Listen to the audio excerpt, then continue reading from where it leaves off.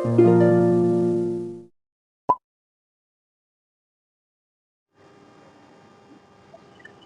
का topic respiration. पहले वाली वीडियो में हमने पढ़ रखा है ना, न्यूट्रिशन के टॉपिक ह्यूमन डाइजेस्टिव सिस्टम। अब है आपका सेकंड टॉपिक लाइफ प्रोसेस का, रेस्पिरेशन, क्लास 10 से बायोलॉजी का। रेस्पिरेशन का मतलब क्या है? रेस्पिरेशन का मतलब है जो ऑक्सीजन हम सांस के रूप में लेते हैं, ब्रीथ इन करते हैं, और जो हम फूड इनटेक करते हैं न्यूट्रिशन के लिए, ये दोनों सेल्स के अंदर डाइजेशन के बाद, एब्जॉर्प्शन के बाद, जब ब्लड उसे ले जाता है सेल के पास, तो ऑक्सीजन के साथ कंबाइन होकर वो एनर्जी फॉर्म करता है हमारी बॉडी में, जिसकी एनर्जी का इस्तेमाल हमारी बॉडी डिफरेंट फंक्शनिंग के लिए करता है। तो रेस्पिरेशन का मतलब है ये लाइफ प्रोसेस का एक मेन प्रोसेस है जिससे हम लिविंग बींग्स की जरूरत होती है और एनर्जी की सारी रिक्वायरमेंट पूरी होती है। तो रेस्पिरेशन है वो प्रोसेस जिसमें एनर्जी रिलीज होती है फूड से। फूड मतलब ग्लूकोज जो हम इनटेक करते हैं, इसी को हम बोलते हैं रेस्पिरेशन। तो रेस्पिरेशन में क्या होता है, हम ग्लूकोज लेते हैं, इसको हम कहते हैं ग्लूकोज। ये ग्लूकोज ऑक्सीजन के साथ रिएक्शन करता है तो बनाता है carbon dioxide, water and 38 ATP. ATP का मतलब है ये इसको हम बोलते हैं एनर्जी करेंसी। यही वो एनर्जी जिससे हमारी बॉडी पूरी फंक्शनिंग करती है। तो एटीपी का मतलब होता है adenosine triphosphate. A means adenosine, T means tri, P मतलब फॉस्फेट। अब देखिए होता क्या है कि ग्लूकोज में जो कार्बन एटम है वो 6 होते हैं। ये 6 कार्बन एटम ऑक्सीडाइज होता है और फॉर्म कर देता है पायरोबिक एसिड। पायरोबिक एसिड में 3 कार्बन एटम होते हैं। ग्लूकोज में था 6 कार्बन एटम, वो टूट के बन गया 3 कार्बन एटम, जिसको हम बोलते हैं पायरोबिक एसिड। और इस का दूसरा नाम है पायरुवेट। और इसी प्रोसेस को कहते हैं, this process is known as glycolysis.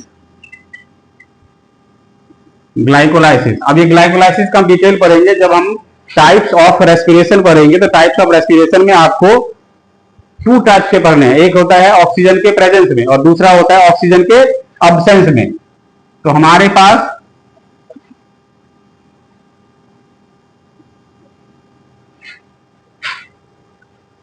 Types of respiration,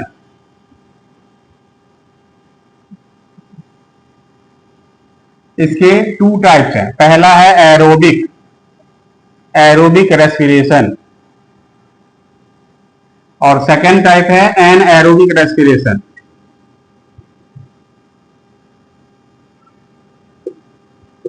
ठीक है। एरोबिक रेस्पिरेशन का मतलब है ये takes place in the presence of oxygen. ये होता है टेक्स प्लेस इन द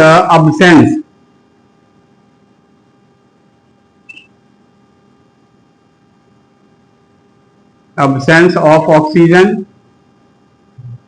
और लैक ऑफ ऑक्सीजन। लैक मतलब कमी, ऑक्सीजन की कमी जब बॉडी में हो जाए।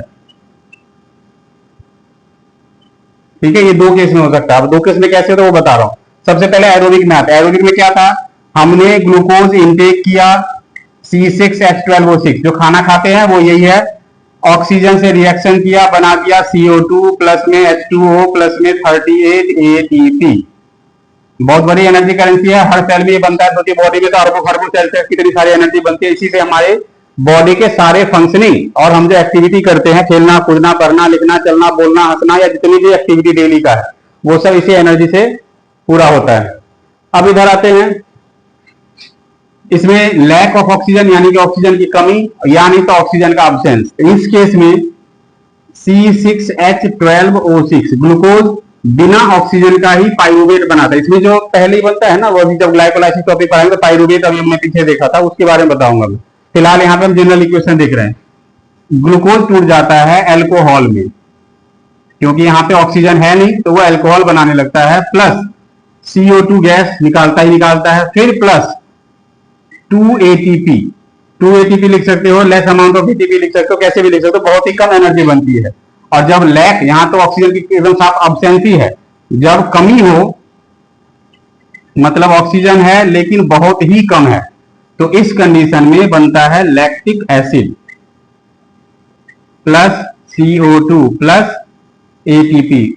ये कम ज्यादा ATP बन सकता है। अब इन दोनों में फर्क क्या है, देखिए ये होता है बैक्टीरिया के अंदर, जिस बैक्टीरिया के कारण अल्कोहल बनता है, इस प्रोसेस को कहते हैं हम फर्मेंटेशन। आपने कई बार पिछले क्लास में पढ़ रखा होगा कि जो वाइन इंडस्ट्री है वो इसी प्रोसेस का यूज करता है अल्कोहल बनाने के लिए, फ्रूट जूस से या अदर जो ग्रीन्स वगैरह से जो बियर या वाइन बनता है वो इसी प्रोसेस का यूज करता है। उस प्रोसेस को हम कहते हैं फर्मेंटेशन। तो ये तो हो गया इंडस्ट्रियल यूज के लिए है, बट ये जो है ये हमारी बॉडी में होता है।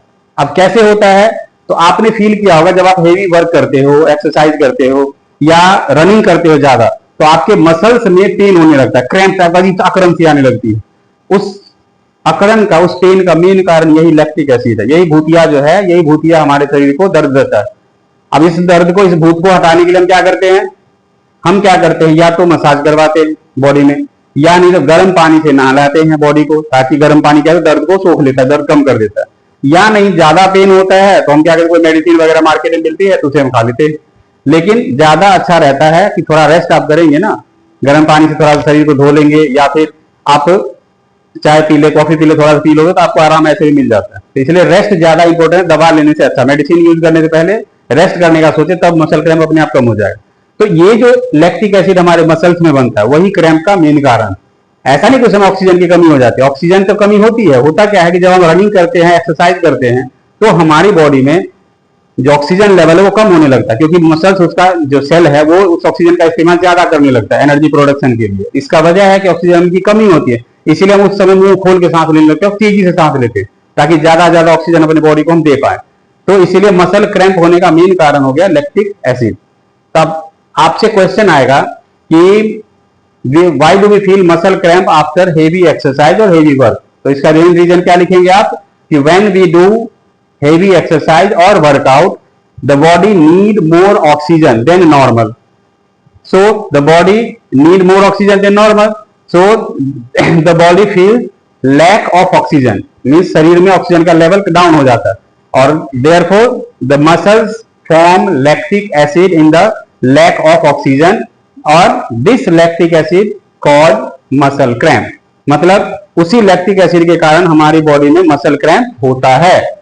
अब यहां पे देखिए इसमें कितना बड़ा अमाउंट ऑफ एनर्जी बना एरोबिक रेस्पिरेशन में, एनारोबिक में देखो आप कितना कम amount of respiration energy currency बन रहा है। इसीलिए हमारा शरीर जो होता है हर वक्त ये परफॉर्म करता रहता है, और इसीलिए बॉडी की सारी एनर्जी नीड इसी से पूरी हो जाती है हमारी। अब आते हैं अगले टॉपिक पे। ये तो हो गया एरोबिक रेस्पिरेशन और एनारोबिक रेस्पिरेशन। अब ग्लाइकोलाइसिस पे आते हैं। अभी कहा था ना हमने पहले जो टॉपिक पढ़ा था पाइरुवेट एसिड वाला। अब इन तीनों को अगर मैं एक साथ शो करके दिखाऊं, C6H12O6, C6H12O6 यानी ग्लूकोज,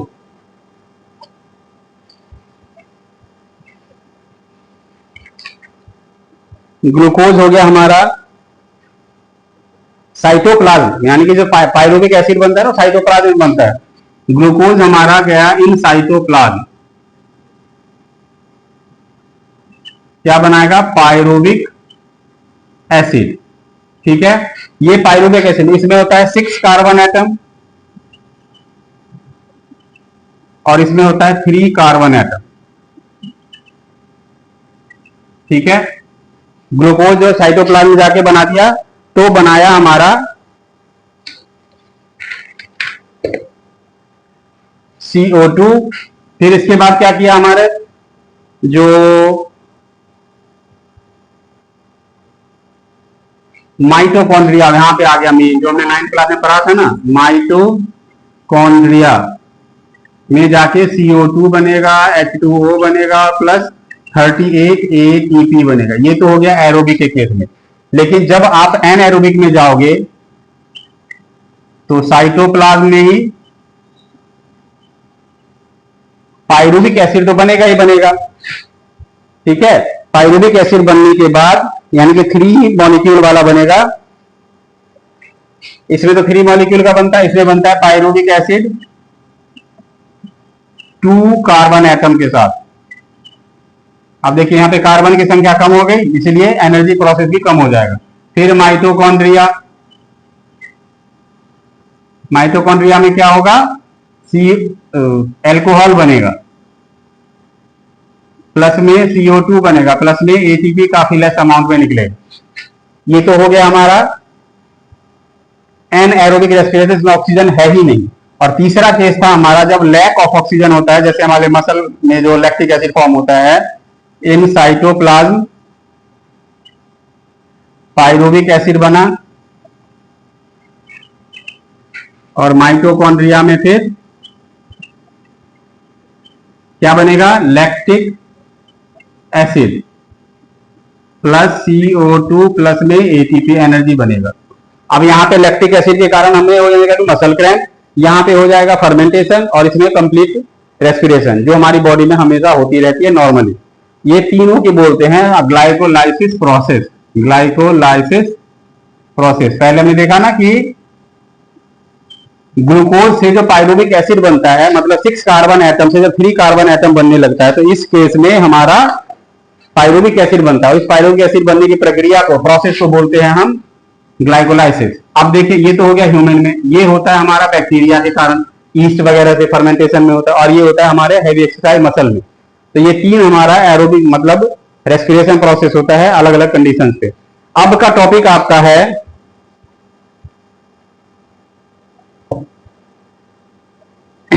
एनिमल और प्लांट, दोनों ही रेस्पिरेशन करते हैं। आपको पता है कि प्लांट्स के पास में स्पेशलाइज्ड बॉडी ऑर्गन तो होता नहीं है गैस को इनटेक करने के लिए, तो उसके पास में लीव्स के ऊपर होता है, स्टेम के ऊपर भी होता है, कई बार लीव्स के ऊपर होता है ओपनिंग, छोटे छोटे स्मॉल स्मॉल पोर्स होते हैं, इसे कहा जाता है स्टोमेटा।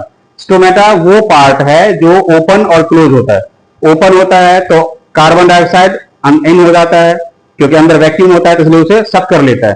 फिर वो क्लोज होता है तो जो अंदर में वाटर वेपर और ऑक्सीजन था वेस्टेज के रूप में वो बाहर निकाल देता है।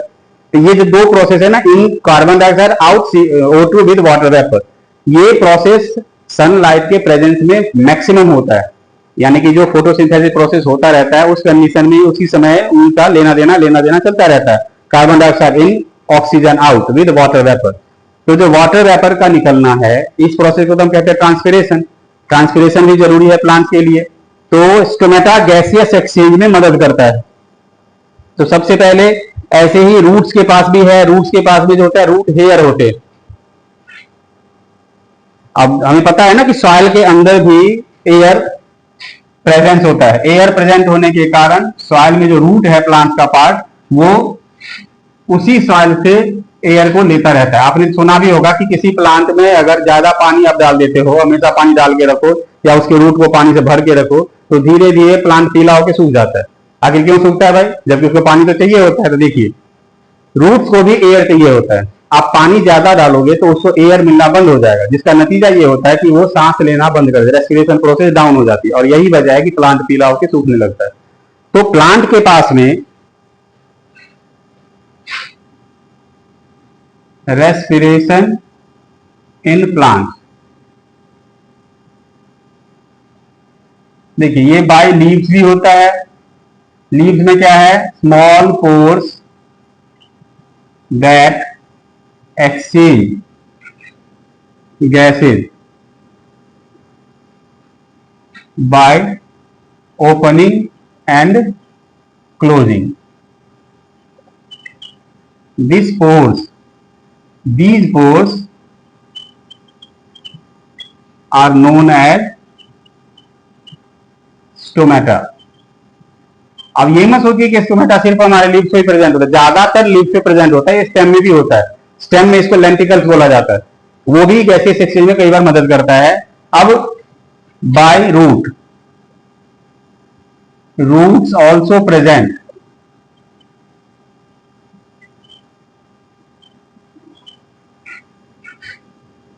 Special cells that absorb oxygen, sorry carbon dioxide, मतलब गैस ले लीजिए फ्रॉम द सॉइल पार्टिकल, है ना। बाय रूट्स भी हो गया, बाय लीव्स भी हो गया। स्टोमेटा के opening and closing, by opening and closing stomata helps to exchange gas CO2 in and O2 out with some water vapor this loss of water vapour is known as transpiration. Transpiration, ठीक है। अब ये transpiration क्यों जरूरी है? जैसे हमारी body में स्वेटिंग मतलब पसीने का निकलना जरूरी है गर्मी के सीजन में, ये हमारी बॉडी के टेम्परेचर को मेंटेन करके रखता है। ठीक वैसे ही स्टोमेटा से जो ये ट्रांसपिरेशन प्रोसेस होता है, वाटर लॉस होता है, ये वाटर लॉस प्लांट के बॉडी को मेंटेन करता है, टेम्परेचर को। जब बाहर गर्मी है तो उसमें उसे सूखने से बचाता है, इसलिए ये प्रोसेस जरूरी है। ट्रांसपिरेशन नहीं होगा तो प्लांट सूख जाएगा। तो हमारे पास अब बच गया प्लांट जो करता है रेस्पिरेशन। देखिए, दिन और रात दोनों टाइम करता है। दिन में क्या होता है, सनलाइट के प्रेजेंस में वो कार्बन डाइऑक्साइड लेता है, ऑक्सीजन छोड़ता है। लेकिन रात के टाइम में सनलाइट होता नहीं है, इसलिए फोटोसिंथेसिस नहीं होगा, तो उस टाइम पे वो ऑक्सीजन लेता है, कार्बन डाइऑक्साइड छोड़ता है। यानी कि प्रोसेस को ठीक उल्टा कर देता है। इसका मतलब प्लांट कार्बन डाइऑक्साइड भी लेता है, ऑक्सीजन भी लेता है, डिपेंड करता है सनलाइट के प्रेजेंस पे। ठीक है ना।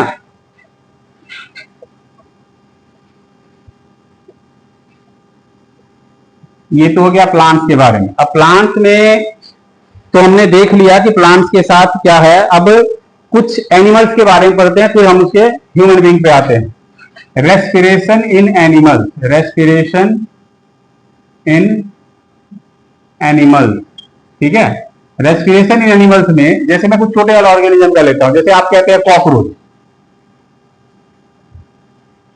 कॉकरोच कैसे रेस्पायर करेगा? उसके पास तो well defined blood circulation system भी नहीं होता, तो उनकी बॉडी पे वो आउटर स्केलेटन होता है।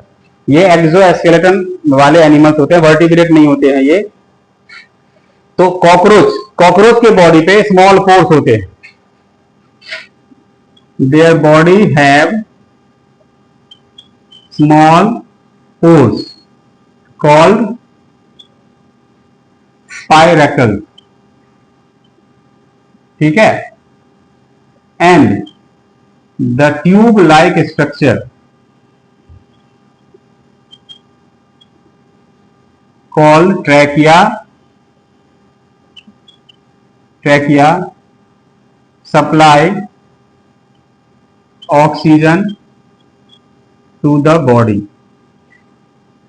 यानी कि जितने भी इंसेक्ट्स होते हैं उन सब के बॉडी पे स्मॉल पोर्स होते हैं, और उस पोर्स से नीचे ट्यूब लाइक स्ट्रक्चर होता है जिसमें ऑक्सीजन एंट्री करती है और ब्लड वहां से डायरेक्टली ऑक्सीजन को एब्जॉर्ब कर लेता है। उसको बोलते हैं हम ट्रैकिया, जो ट्यूब लाइक स्ट्रक्चर है।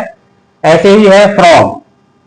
अब फ्रॉग तो एम्फीबियन है, मतलब वो पानी में भी रह सकता है और जमीन पे भी रह सकता है। तो उसके पास में स्किन एंड लंग्स दोनों होता है। जो ही जमीन पे आता है तो लंग्स का इस्तेमाल करता है, पानी में या मिट्टी के नीचे रहता है तो उस समय वो स्किन का इस्तेमाल करता है। अर्थवॉर्म ये करता है मॉइस्ट स्किन से। ये जब भी आपने देखा होगा बारिश होता है तभी निकलता है, बाकी टाइम वो जमीन के नीचे ही पड़ा रहता है। यानी कि बारिश का सीजन 2-3 महीने का जो होता है उसी टाइम में सिर्फ दिखता है हमें। तो अर्थवॉर्म भी क्या करता है, मॉइस्ट स्किन से सांस गैस से एक्सचेंज करता है। तो ये सब कुछ मैंने एनिमल का नाम बताया जो कि कैसे ब्रीदिंग आउट करता है, कैसे ब्रीदिंग इन करता है। अब आ रही बात हमारे पास ह्यूमन की बारी आती है। अब ह्यूमन में कैसे होगा भाई? ह्यूमन के पास में स्पेशलाइज्ड रेस्पिरेटरी सिस्टम होता है। ह्यूमन के पास में स्पेशलाइज्ड रेस्पिरेटरी सिस्टम है। Respiration in human,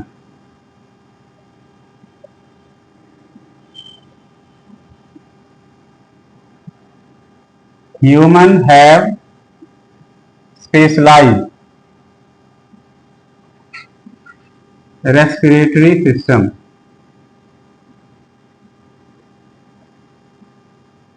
that exchange gases by the process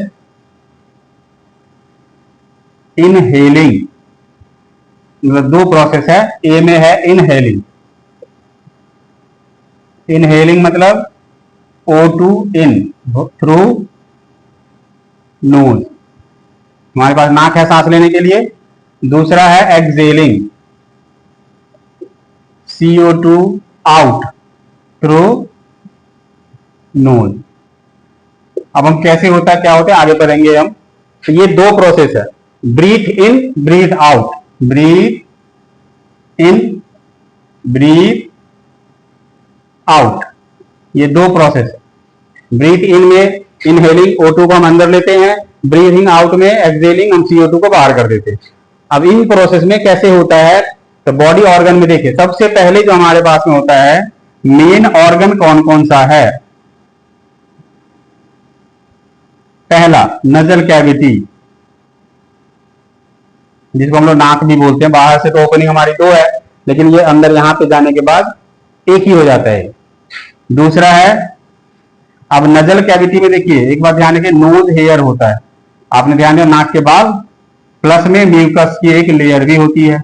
इन दोनों का अपना अपना काम है, आगे बता रहा हूं मैं। दूसरा है विंड पाइप, इसको हम लोग बोलते हैं ट्रैकिया। तीसरा है ब्रोंकाई। चौथा है लंग्स। अब लंग्स के अंदर भी एल्वियोली वगैरह आएगा तो उसके बारे में आगे पढ़ेंगे। ये मेन चार हमारा ऑर्गन है जो ह्यूमन रेस्पिरेटरी सिस्टम में इन्वॉल्व है। अब एक एक कर हम इसका डिटेल पढ़ते हैं।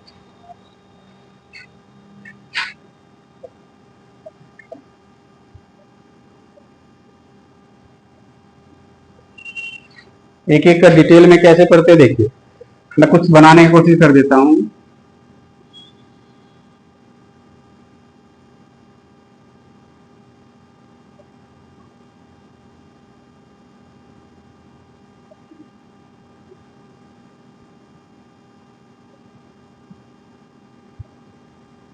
देखिए ये हमारा यहां जो होता है ट्रैकिया में इस तरह का स्प्रिंग जैसा हमारा,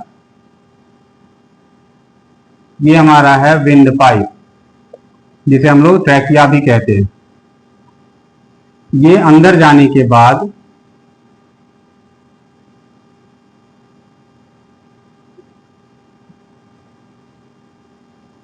इस तरीके से डिवाइड हो जाता है।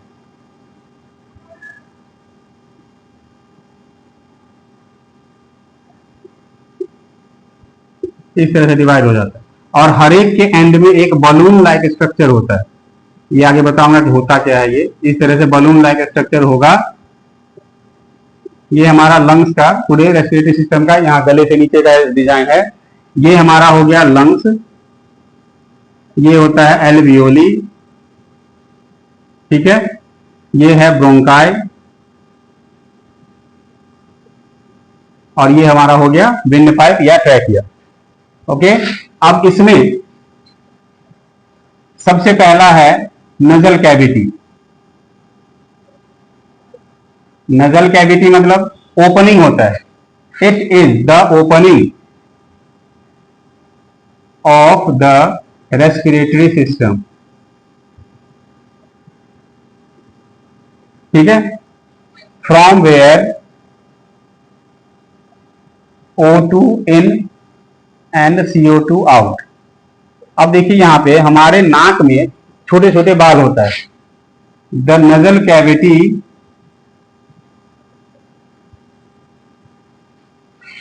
Have hairs that filter the dust and germs.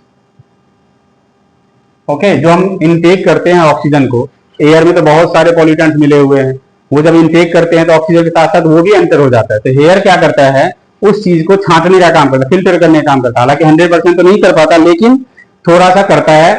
कुछ पार्ट और अंदर चला भी जाता है, तो वहां पे जाके होता है नजल क्या, वो म्यूकस। इसी में क्या होता है, म्यूकस। म्यूकस क्या करेगा, द स्टिकी होता है, ये स्टिकी होता है substance that keep moist the inner lining of the nasal cavity and also play the important role in filtering the inhaled gas. Inhaled oxygen या गैस कह लीजिए। फिल्टर करने का काम नोज हेयर के साथ साथ हमारा म्यूकस भी करता है, सारे डस्ट वगैरह सब इसमें चिपक जाते हैं। फिर जो ऑक्सीजन होता है वो नजल कैविटी के बाद एक जगह होता है, खाली स्पेस होता है, वहां पे जमा हो जाता है, फिर वहां से वो ट्रैकिया में जाता है। तो आपने देखा ये तो नजल कैविटी का काम हो गया। नजल कैविटी के बाद बारी आती है ट्रैकिया की। ट्रैकिया यानी कि wind pipe. Wind pipe or tube that connect nasal cavity to the lungs. It further divided into two parts, and each part connected with lung. ठीक है, ये तो हो गया हमारा। अब इसमें विंड पाइप में क्या होता है? Wind pipe contains cartilage ring that keep the trachea in their shape. क्यों? जैसे आपने देखा होगा हाई प्रेशर वाले जो शॉवर होते हैं या टॉयलेट में लगा होता है हैंड शॉवर, उसे जब हम दबाते हैं तो पानी काफी प्रेशर से बाहर आती है। अगर उसके ऊपर आपने देखा होगा उस पाइप के ऊपर स्टील की एक स्प्रिंग टाइप की दी हुई होती है पूरे में, वो स्प्रिंग क्या करता है? उसके प्रेशर को मेंटेन करता है। अगर वो स्प्रिंग रिंग ना दे तो आप नॉर्मल प्लास्टिक के पाइप में वो नहीं कर सकते, वो चिपक जाएगा वो। इसीलिए ट्रैकिया में भी जो आपके कार्टिलेज रिंग होता है, ये कार्टिलेज रिंग उसे बचाता है कोलैप्सिंग, मतलब चिपकने से, वरना बाद में सांस लेने में दिक्कत आ जाएगी। That keep the trachea in their shape and prevent from collapsing. ठीक है, ये तो हो गया हमारा विंड पाइप। अब आगे बारी आती है लंग्स। ब्रोंकाई मैंने बता दिया, टू पार्ट्स में डिवाइड हो जाता है, कनेक्टेड विद लंग्स वाला ये दोनों पार्ट, यही ब्रोंकाई हमारा। इसका कोई काम नहीं, बस ये कनेक्ट करने का काम करता है। अब है लंग्स, ये होता है मसल्स, मस्कुलर डायफ्राम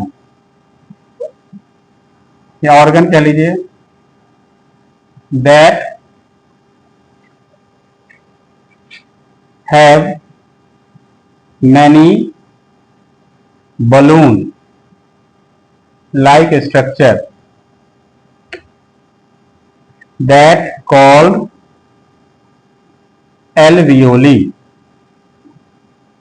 ओके, ये एल्वियोली है क्या? ये बलून लाइक है, तो ऑब्वियसली बात है गैस जब इन करेंगे तो ये फैलेगा, गैस जब हम आउट करेंगे तो ये कॉन्ट्रैक्ट होगा। यानी और इसके साथ इसके दीवारों पे, इसके वॉल पे, एल्वियोली की वॉल पे ब्लड वेसल्स होते हैं, जो जितना ज्यादा फैलता है उतना ही ज्यादा सरफेस एरिया प्रोवाइड करेगा, ताकि ऑक्सीजन को एब्जॉर्ब किया जा सके और कार्बन डाइऑक्साइड को उसमें छोड़ा जा सके। इसका मतलब है the alveoli provide large surface area for exchanging gas. This area, the blood vessel absorb O2 and release CO2 in alveoli. ठीक है, ये तो एल्वियोली का काम हो गया। ये जितना फैलेगा उतना ही ज्यादा लार्ज सरफेस एरिया प्रोवाइड कराएगा ब्लड सेल्स को, और उतना ही ज्यादा एक्सचेंज ऑफ गैसेस आसानी से होगी। तो ये हमने देखा लंग्स, विंड पाइप और नजल कैविटी के बारे में। अब एक चीज और इसमें साथ में एल्वियोली के बारे में हमने इसी में पढ़ा दिया आपको। एक चीज और इसमें देखिए, जब हम जब आप सांस लेते हैं और सांस छोड़ते हैं तो हमारी बॉडी में क्या क्या होता है? हमारी बॉडी में क्या होता है? जब हम सांस अंदर करते हैं उस कंडीशन में हमारी बॉडी में जो रिब केज है, जिसके अंदर लंग्स प्रोटेक्टेड होता है, ये रिब केज फैलता है जब हम इन करते हैं ऑक्सीजन को, और जब हम आउट करते हैं ऑक्सीजन को तो ये रिब केज अंदर की ओर सिकुड़ता है, मतलब अंदर की ओर चला जाता है। ये जो मूवमेंट होता है इन एंड आउट, ये लंग्स के बाहर में एक डायफ्राम होता है। डायफ्राम एक लेयर सा होता है, थिन लेयर सा, जो इसके शेप एंड साइज को मेंटेन करके रखता है। और इसके साइज को ज्यादा बड़ा होने से रोकता है। तो जब हम सांस लेते हैं, इन करते हैं ऑक्सीजन को, उस समय इसका ये नीचे की ओर जाएगा, यानी कि हमारे एब्डोमिनल कैविटी जो पेट है ना, उसको नीचे की ओर धकेलेगा और बाहर की ओर फैलेगा। जब हम सांस को आउट करते हैं, मतलब एक्सेल करते हैं, उस कंडीशन में डायफ्राम ऊपर की ओर जाएगा और इसका साइज थोड़ा छोटा हो जाएगा, ताकि प्रेस किया तो ऑक्सीजन तो पहले ले लिया था, कार्बन डाइऑक्साइड को बाहर की ओर धकेल दिया। तो ये जो बाहर की ओर आना और अंदर जाना, ये जो प्रोसेस है रेस्पिरेशन में, सांस लेना और छोड़ने में, ये एक डायफ्राम होता है, वो उसको मेंटेन, शेप एंड साइज को मेंटेन करने में काफी मदद करता है। मतलब जिस समय सांस इन किया ये फैलेगा, जिस समय सांस हमने एक्सेल किया, आउट किया, उस समय सिकुड़ेगा। ये काम है डायफ्राम का। डायफ्राम का काम होता है मसल्स का, मतलब ये कहिए ना, मसल्स का एक शीट होता है जो लंग्स को प्रोटेक्ट करता है, उसके शेप एंड साइज को मेंटेन करके रखता है, और यही है हमारा डायफ्राम, जो एब्डोमिनल कैविटी में उसे स्टमक के ऊपर बना के रखता है। अगर वो डायफ्राम ना हो तो प्रॉब्लम क्रिएट हो जाएगी। डायफ्राम ही है जो लंग्स के शेप एंड साइज को मेंटेन करके रखता है, ठीक है ना। तो डायफ्राम के लिए एक तो वन लाइन लिख देते हैं।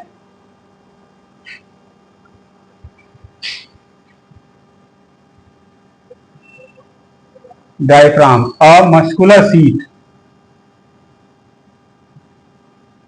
that cover the lungs and keep them in their size. When exhale and inhale the gas. ठीक है, ये याद रखना है हमें। एक छोटा सा है टॉपिक, इससे आपका क्लियर हो जाएगा। अब है नेक्स्ट टॉपिक हमारे पास है carbon dioxide produce during respiration, rate of breathing. सांस हम 1 मिनट में कितनी बार लेते हैं अप्रॉक्स? अब सोच के देखिए तो, सांस हम 1 मिनट में लगभग लेते हैं 15 से, मतलब 17 से 18 बार लेते हैं अप्रॉक्स में, लेके चलिए ना। इसको बोलते हैं ब्रीदिंग रेट। ब्रीदिंग रेट क्या होता है? a normal person or normal human takes 17 to 19 times gas in and out called breathing rate। मतलब in and out per minute called breathing rate. अब ये रेट जो है ये नॉर्मल पर्सन के लिए, जैसे हम घर में बैठे हुए हैं उस समय की बात है। लेकिन अगर आप रनिंग करोगे, सीढ़ी चढ़ोगे, हेवी वजन उठाओगे, उस समय ये रेट आपका बढ़ के 22, 23, 24, 25 तक भी जा सकता है। लेकिन उससे ज्यादा बढ़ने का मतलब है कि प्रॉब्लम जनरेट होती है। इसलिए एक लिमिट है उसका कि आप उससे ज्यादा, आपका अगर ब्रीदिंग रेट हो गया, समझो कि आपकी बॉडी में कोई ना कोई प्रॉब्लम है। नॉर्मल बॉडी के लिए तो 17, 18, 19 तक से चलता है इतना, लेकिन जब आप रनिंग करोगे, सीढ़ी चढ़ोगे, तो उस समय 2-4 बढ़ भी सकता है। लेकिन अगर उससे भी ज्यादा बढ़ जाए तो समझो आपको कोई ना कोई बॉडी में प्रॉब्लम है, डॉक्टर से कांटेक्ट करने को बोला जाएगा आपको। ब्रीदिंग रेट की बात,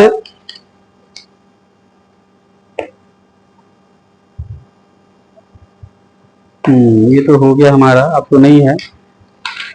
चलिए, अभी हमारा आज का टॉपिक तो मैंने रेस्पिरेशन करा दिया, उम्मीद आपको समझ में भी आएगी। ज्यादा इसमें तो है नहीं, रेस्पिरेशन कोई बड़ा टॉपिक नहीं था। आपने इसमें क्या पढ़ा कि प्लांट्स में रेस्पिरेशन कैसे होता है, वो डे एंड नाइट दोनों करता है।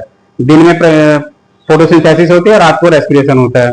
प्लांट का हो गया क्योंकि उसके पास स्पेशलाइज्ड कोई ऑर्गन तो है नहीं, तो उसके पास स्टोमेटा होता है जो लीफ में प्रेजेंट हुआ, रूट्स में भी स्टोमेटा होता है, टेंटिकल्स कह सकते हैं उसको, और स्टेम पे भी कहीं कहीं होता है।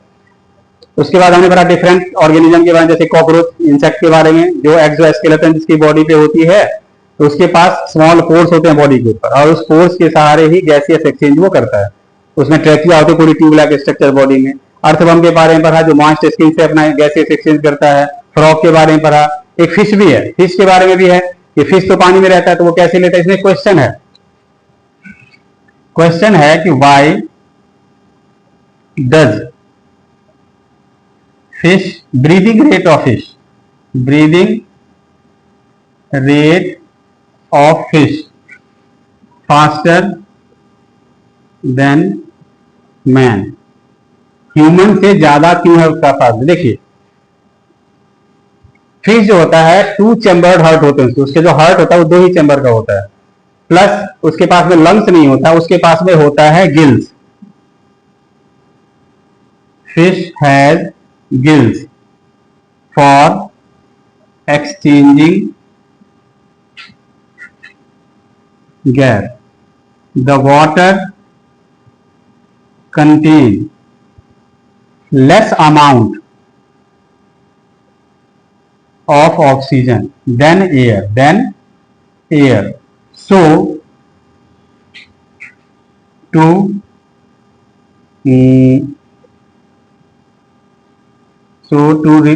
क्या कहते हैं उसको, so complete the required oxygen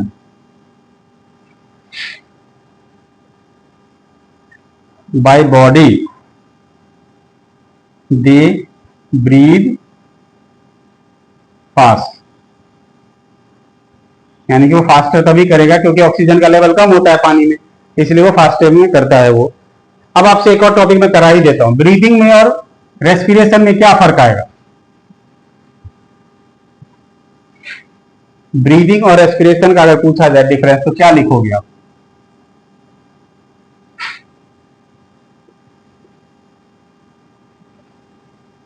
देखिए ये एक फिजिकल प्रोसेस है क्योंकि इसमें कोई केमिकल रिएक्शन तो होता नहीं है, बस इन एंड आउट करना होता है, गैस को ऑक्सीजन लेना, कार्बन डाइऑक्साइड छोड़ना। ये एक केमिकल प्रोसेस है क्योंकि ये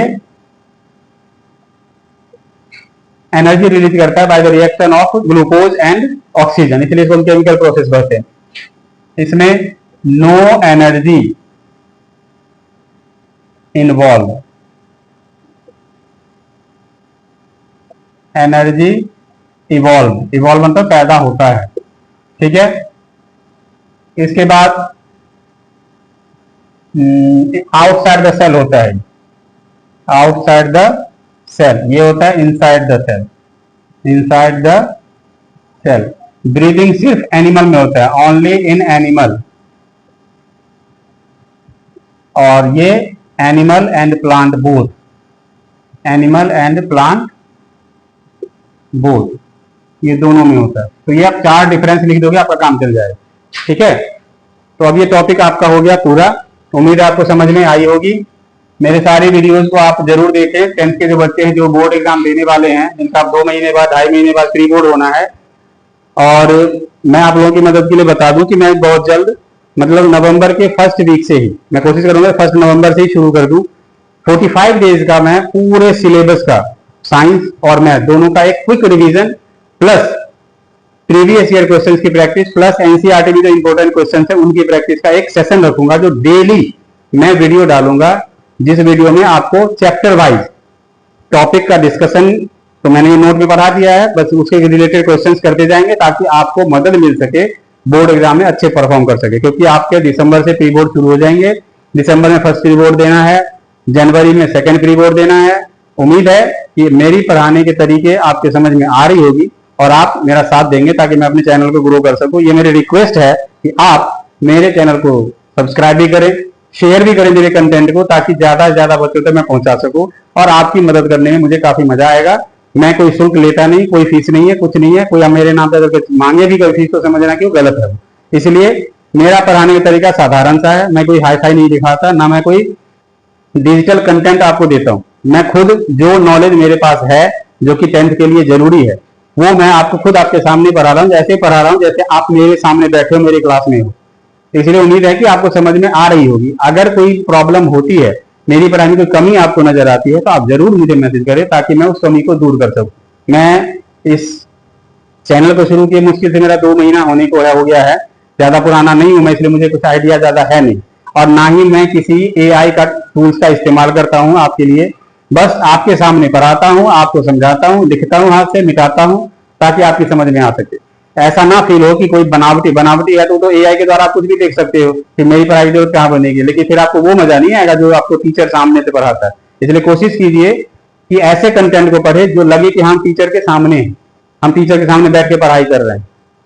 एआई टूल्स के द्वारा तो पढ़ाई मोबाइल में लैपटॉप में पढ़ ही सकते हैं, लेकिन वो आपको वो मजा नहीं देगा जो आपको सामने से पढ़ने में देता है। इसलिए आप कोशिश करें कि पहले बुक रीड करें, नोट्स देखें, यूट्यूब से कोई अगर चैनल आपको पसंद आ रहा है उसके नोट्स को पढ़ें, उसके वीडियो को देखें और अपने नॉलेज को इंप्रूव करें, ना कि टाइम पास करें। ठीक है, धन्यवाद।